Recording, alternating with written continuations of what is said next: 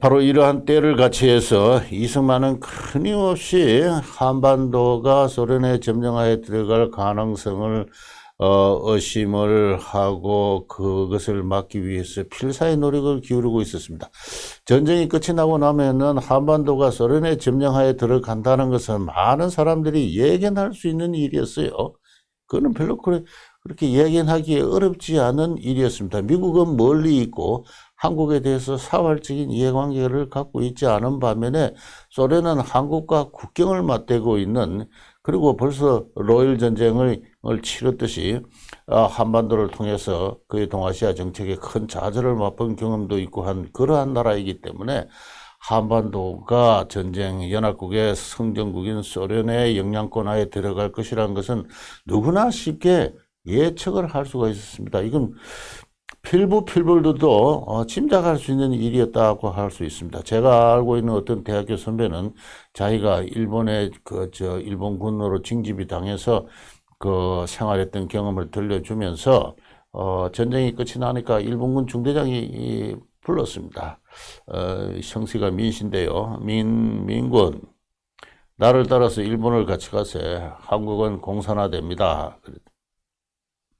어느 정도 국제 정세에 대해서 나름의 정보나 지식을 갖고 있는 사람은 그렇게 생각하는 것은 너무나 당연한 거예요. 그리고 그럴 가능성을 믿고 열심히 죽으라고 활동한 사람들이 바로 국내에 있는 공산주의자들 아닙니까? 그리고 만주와 그리고 연해주에서 활동하는 공산주의 독립운동 세력들이 그러했던 것이고요. 이승만은 그것을 경계를 했습니다. 나는 스탈린이 카이로 회담에 참석하지 않았지만 회담에는 그의 그림자가 크게 드리워져 있었고 태평양 방면에 대한 소련의 야심이 전면적으로 고려되었다는 사실을 압니다. 카이로 선언의 애매한 표현의 가장 큰 이유가 아시아에서의 소련의 입장이 확정되지 않았기 때문이었던 것도 확실합니다. 이렇게 믿고 있습니다. 엄밀히 말해서 이것은 정확한 인식이 아닙니다. 카이로 선언에서 적당한 과정을 거쳐라고 만들어낸 건 영국의 처칠이에요. 처칠 자신이 직접 고안한 문안입니다. 카이로 선언 초안에서는 한국을 적극적으로 또는 빠른 시일 내에 독립시킨다, 이와 같은 표현이 있었는데 영국은 대단히 그것은 난처하게 생각을 합니다.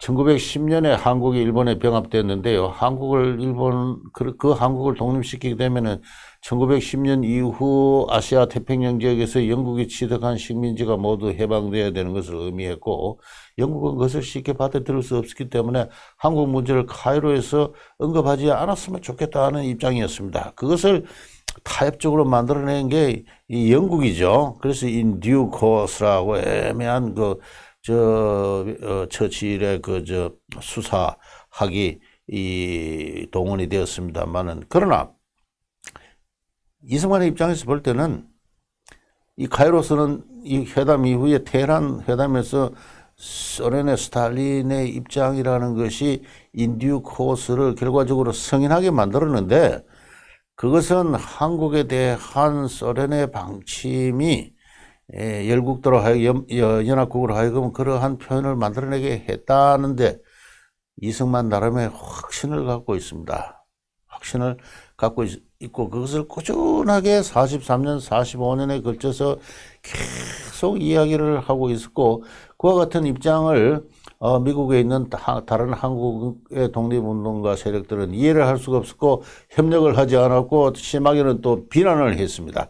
당시 다음 시간에 말씀드리겠습니다만 미국의 한국 독립운동 세력은 크게 말해서 중국의 김원봉의 조선 혁명당과 연합을 형성하고 있는 그러한 조선혁명당 후원이 있었고요. 한길수라는 사람이 중심이 되어서 이승만 세력과 거의 비등한 세력을 형성하면서 이승만과 대립을 하고 있었는데, 이 사람들은 연합국의 일원인 소련을 이승만이 지속적으로 비난을 하면서 그의 소련의 점령하에 들어갈 가능성을 두고 미국 정부와 사사건건 이승만이 충돌하고 있는 것을 대단히 불쾌하게 생각했고 독립운동에 방해가 된다고 생각을 했습니다.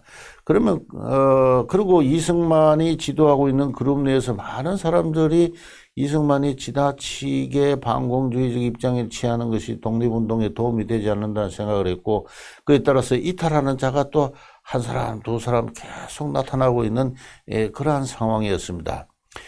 그럼에도 불구하고 이승만은 전쟁 이후에 한반도가 소련의 영향하에나 점령하에 들어갈 가능성을 끊임없이 경계를 하고 있었고, 바로 그것을 막기 위해서라도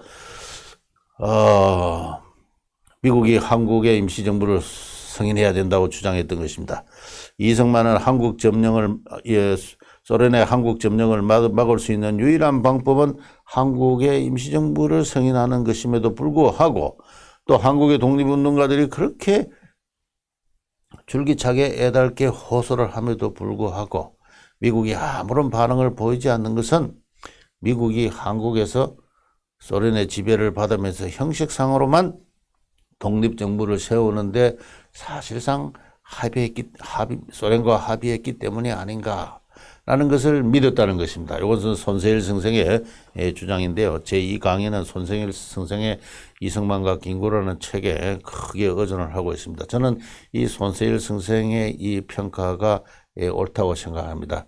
이승만은 우리의 슬픔의 눈물은 끝이 났다. 태평양 전쟁 시작부터. 그러나 전쟁 이후 소련이 한반도를 점령할 가능성을 대비해서 제2의 독립운동을 벌써부터 시작하고 있었던 것입니다. 그러나 사람들은 그것을 이해를 할 수가 없었고, 그러한 차에 얄타 회담이 있었는데 이 얄타 회담에 미락이 있었다는 정보가 이 1945년 5월 달에 이승만에게 접수가 됩니다. 구베로라고 해서 이 원소련 국적의 공산당원이 있는데 전향을 한 사람입니다. 이 사람이 공산주의자들끼리 어떤 주고받는 정보의 네트워크에서 어떤 그 이야기를 들었던 것입니다. 그 이야기가 뭐냐 하면은 얄타에서 루즈벨트, 처칠, 스탈린 사이에 일본과의 전쟁이 끝날 때까지 한국을 소련의 영향력 아래에 둔다. 일본과의 전쟁은 앞으로 1년, 2년 더 어떻게 갈지도 모릅니다. 그런데 소련이 참전하기로 약속했으니까 참전을 하게 되면은 한반도를 점령을 할 수도 있죠.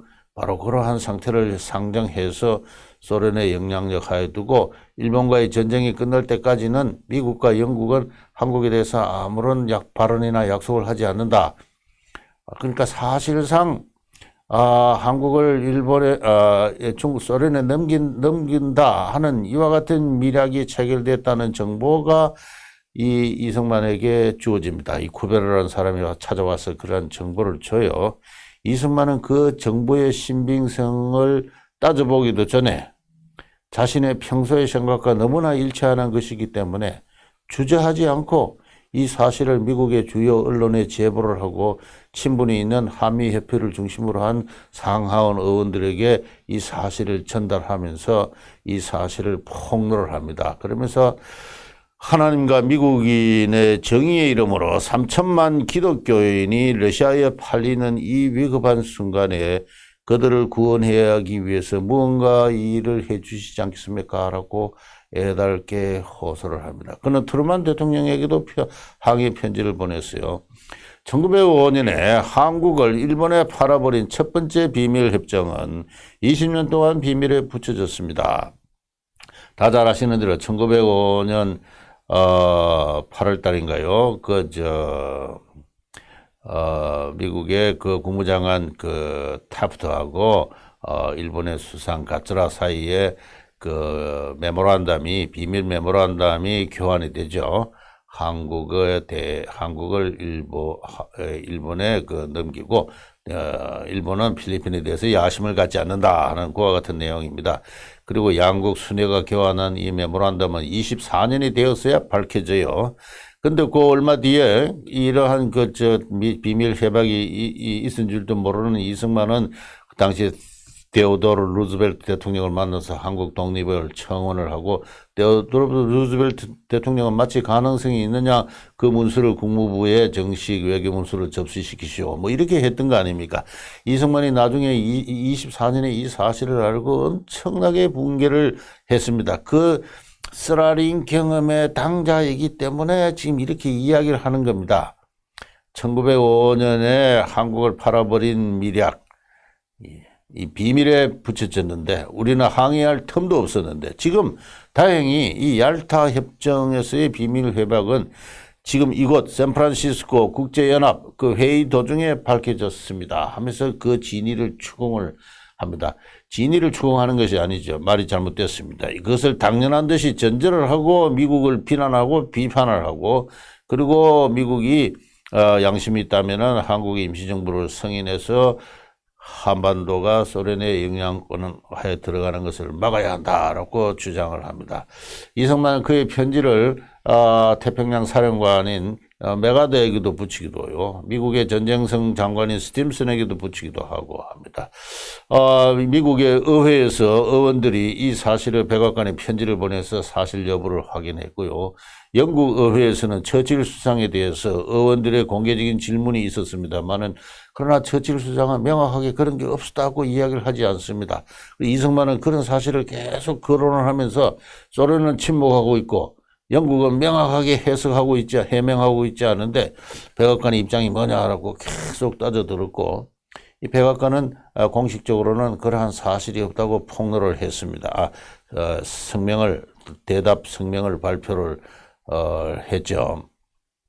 나중에 1, 2년 뒤에 이 얄타 이 협정이 다 공개됩니다만 그 안에는 이런 내용은 없습니다. 그래서 이승만은 결과적으로 근거가 없는 비판을 했다는 비난을 받을 수가 있고 또 이승만의 반대 세력들은 한길수 등 맹렬하게 이승만의 그와 같은 무책임한 폭로와 미국 정부와의 비생산적인 갈등을 야기한 데 대한 책임을 묻습니다.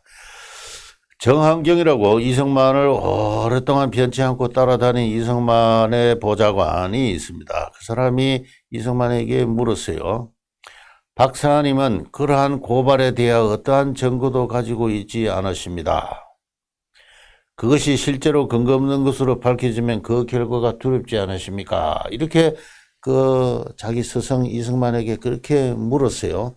그랬더니 이승만의 이 대답을 보십시오. 바로 이게 이승만의 본체입니다. 정체입니다. 나는 증거가 없고 그것은 오직 나의 관찰에 따른 신념일 따름이요. 한국을 위하여 내가 틀렸기를 바라오. 내가 틀리면 한국은 소련에 점령하여 들어가지 않는다. 만일 비밀협정이 없다면 그 결과에 대해 나는 모든 책임을 지겠소. 사실이든 거짓이든 우리나라가 어떠한 위치에 있는가를 밝히기 위해 지금 그것을 터뜨릴 필요가 있어. 내가 바라는 것은 얄타 협정에 서명한 국가 순회들이 그것을 공식으로 부인하는 것이요. 미국이 부인을 했습니다. 그래서 이승만이 실수를 했을 수도 있다는 것이 미국의 입장입니다. 이승만은 비난을 받았습니다. 그러나 이승만은 말합니다. 그보다 더 나를 기쁘게 할 것은 없어. 내가 옳고 그런 게 중요하지 않다. 그럴 가능성이 있기 때문에 이를 폭로를 했고 그리고 미국 정부가 그것을 공식적으로 부정해 준다면 그것만큼 더 기쁜 것이 어디 있느냐 하는 이와 같은 입장이죠. 실제로 루즈벨트 자신이 대단히 소련에 대해서 우호적인 감정을 갖고 있었을 뿐만 아니라 이후 명백하게 밝혀졌습니다만 그의 1급 참모들 엘즈 히즈 같은 국무부 차관이라든가 이런 사람들은 소련의 간첩이었습니다. 이런 사람들이 동아시아 정책을 좌지우지하고 있는 상황이고 이 얄타 회담은 엘즈 히즈가 주도했다, 기획했다 보통 그렇게 이야기합니다. 엘즈 히스와 소련의 참모들 사이에 어떠한 이야기가 오고 갔는지는 알 수가 없죠. 알 수가 없습니다. 그들의 은밀한 웃음 사이로 한국 문제에 대해서 어떠한 공개적인 협약을 해두지 않음이 사실상 한국을 소련의 전리품으로 넘기는 것이 아니겠느냐 하는 그러한 미소가 담긴 그러한 무건의 협약이 있었는지 어떻게 합니까? 저는 이승만은 완벽하게 틀리지 않았다고 생각합니다. 이승만이 옳았을 가능성이 있어요. 우리는 역사에 대해서 모든 것을 다 알 수가 없습니다. 이 이승만의 행위에 대해서 최근에 이 복거열 선생이 그의 프란체스카라는 책에서 다음과 같이 이야기를 했는데 이 말을 낭독하는 거로 오늘 강의를 마치겠습니다. 우남은 참으로 이해하기 어려운 인물이다. 개항기 조선이라는 어둑한 시공에 그처럼 밝은 인물이 나타났다는 것은 생각할수록 설명하기 어려워지는 현상이다. 사람들은 말한다. 누구도 자기가 태어난 시대를 뛰어넘을 수 없다고. 그리고선 덧붙인다. 자기 시대를 뛰어넘으려면 미쳐야 한다고. 그러고 보면 우남 이승만의 행적엔 광기라고 부를 만한 기운이 후광처럼 어린다. 자신이 태어난 시공을 벗어나 큰 세상으로 나아가려는 그의 노력에 자신만이 아니라 자기 민족 모두를 이끌고 크게 발전된 세상으로 나아가겠다는 그의 비장한 염원에 광기가 어리지 않을 수 없었을 터이다. 위대한 시인의 표현을 빌리면 그는 영웅적으로 미친 것이다. Heroically mad. 내 생각엔 우남의 그런 영웅적인 관계가 적잖은 한국인들로 하여금 그를 미워하게 만든 것 같다. 뛰어나지만 이해할 수 없는 사람을 믿고 따르는 것은 결코 쉬운 일이 아니다. 그런 지도자들을 사람들은 궁극적으로 미워하게 된다는 이야기입니다. 이승만은 이미 제2의 독립투쟁을 벌이고 있었고 소련의 영향하에 소련의 점령하에 한국이 들어가는 것을 결사적으로 막기 위해서 미친 듯이 영웅적으로 행동했습니다. 그러나 사람들은 그것을 이해를 할 수가 없습니다. 그가 반드시 틀리지는 않았습니다.